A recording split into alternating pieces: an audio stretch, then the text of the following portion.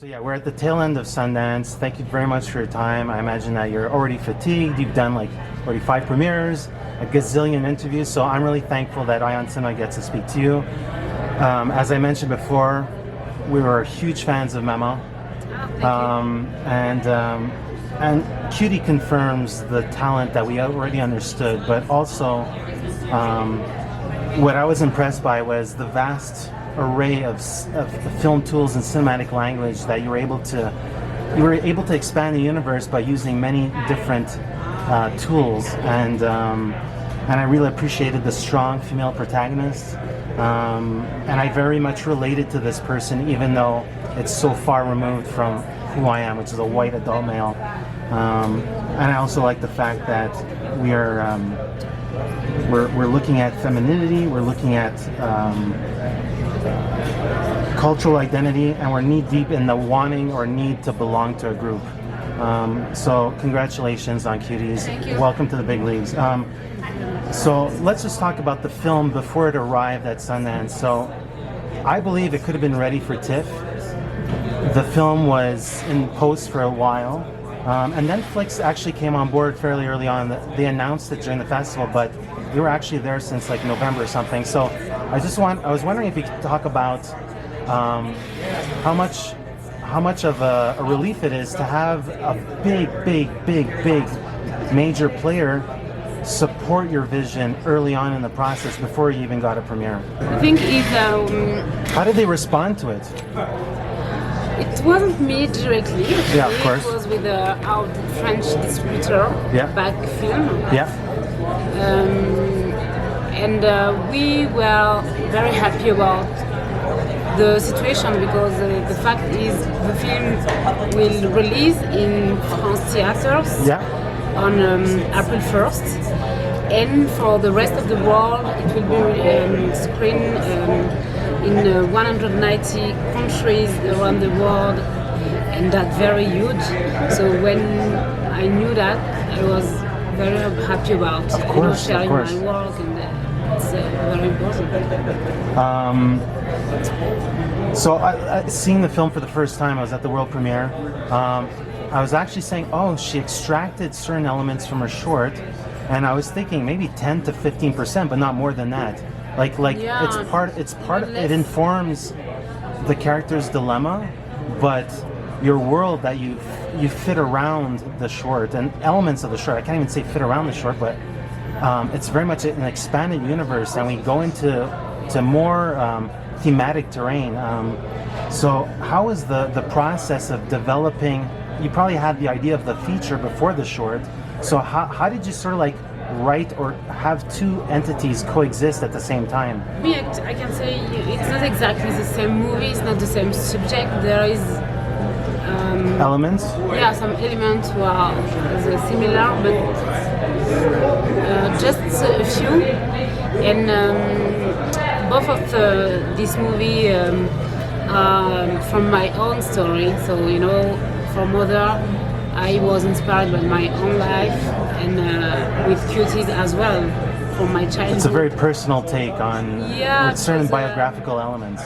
Yeah, there are some elements from my life. For example, the fact that I grew up with two mothers and a huge family.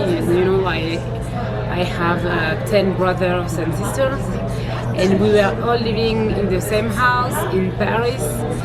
So there is a lot of elements about that, and the fact that I was torn between two different cultures. Of course. Parents' cultures from Senegal, and as well my Western cultures. Yeah. I used to have all this interrogation in my life, and it was my first inspiration to write Cuties. And also Cuties is a movie about how to become a woman in our society. And there is also another inspiration, which is a lot of little girls I met in the streets, at school, in some association, for example.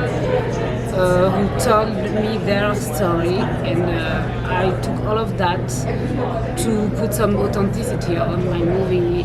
I mean, she's 11 years old and she's pushing 18. She's wanting to become an adult quickly and get through stuff quickly in a quick manner pace. And sort of like your visual DNA, your visual language, your aestheticism, sort of like shows that course.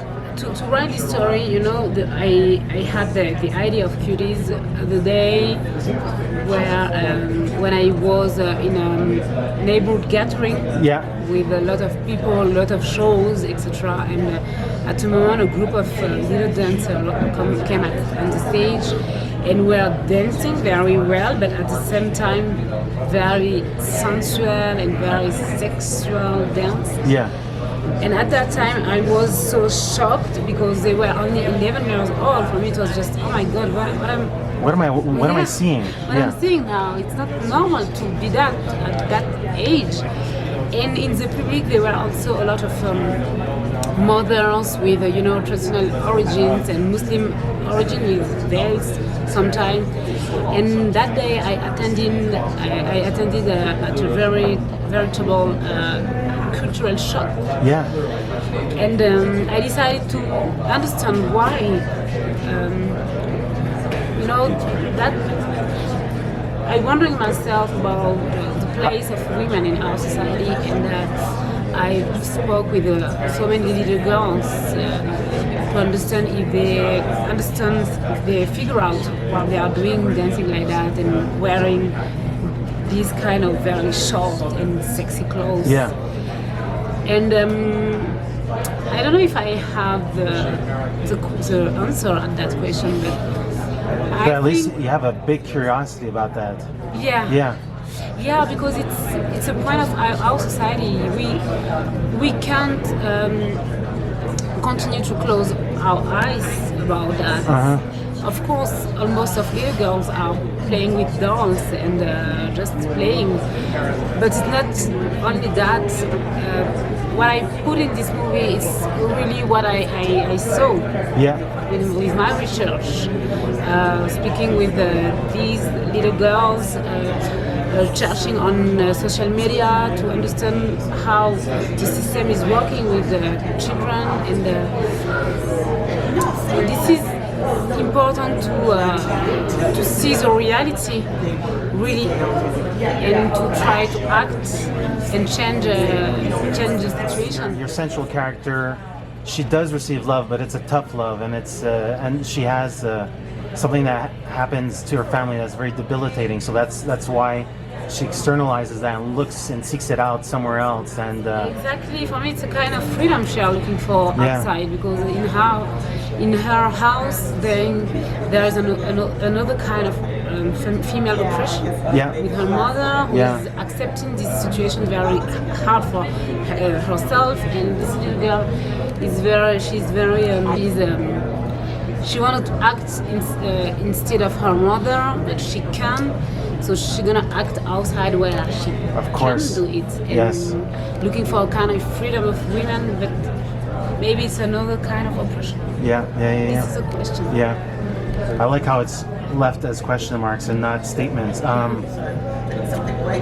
What I was also surprised by is actually, I think it's hard to write comedy. I think it's even more difficult to insert comedic elements in drama, and somehow you manage to, it takes a lot for me to laugh, and I was sincerely laughing because you're able to put little moments of reprieve, or moments where we get to sort of like decompress with the character. It's not the end of the world, even though at 11 it's very much real what she's living, and it is the end of the world for the character. So I was wondering if you could discuss the comedic elements and how important that is in having embed that in your writing process, but also merging fantasy world. There's some great fantasy elements with the stark realism that exists. I mean, I don't want to say Audiard, but there's it feels like an Audiard film all of a sudden, and then we break out of that. I love Audiard. Yeah, I love Audiard, but talk about the comedic elements, inserting that, but also inserting fantasy. Because of the age, it's, I think, difficult to tell a story about that age specifically, and don't be funny, because at this age, you know, for me it's a line, very skinny line between. Sometimes you can be very hard and very, very funny because you are playing all the time, and you are like, you know everything about war, but you don't really know. You know, for example, the scene with the condom. Yeah. They are like, they know what is it, but they don't know. They're naive. They're naive. They think it's just to use it when you have. Yeah. You see, it's a lot of things like this. For me, that is very true about this age. You know, but you not really know, and you are playing, but you can be very rude with the other girls and. I really appreciated those different elements in the film. I also really like the DNA of your character set. Like they feel as if they're from a very specific area in Paris, that they adopted a very specific survival technique, or like they're when they're near the train tracks, like that realism. I was so immersed in the world. I think it's to work with them. I haven't give them a lot of information. Yeah. They've never read the script actually, and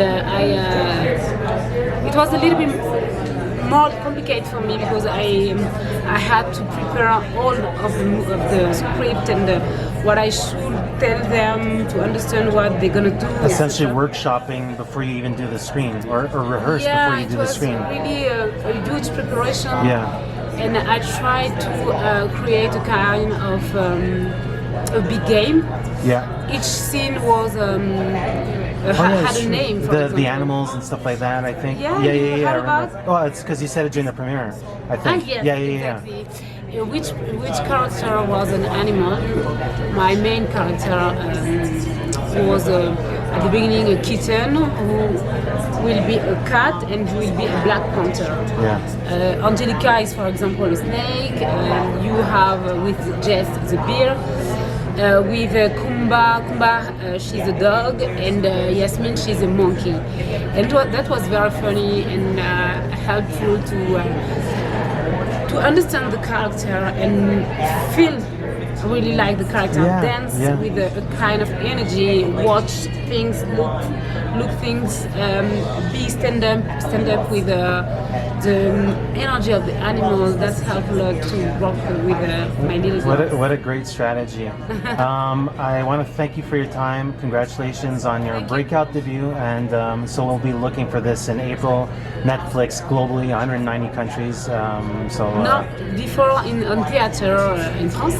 Yeah, so Berlin, then theatrical in France, and then globally at some point, maybe during the summer. Maybe. I don't know yet. Okay, we'll find out. We'll see. But merci beaucoup. Merci à vous. Hey, this is Eric from MyOnCinema.com. If you want to support us, subscribe below. For more reviews, interviews, film festival coverage from Sundance, Cannes, Toronto, you want to check out these guys on this side.